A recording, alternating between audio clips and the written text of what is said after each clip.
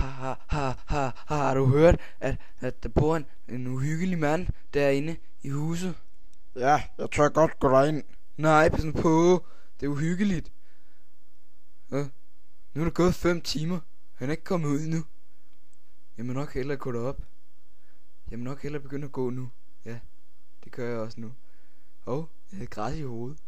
Har fandme mørkt. Har mørkt. Hjælp. Har pissemørkt.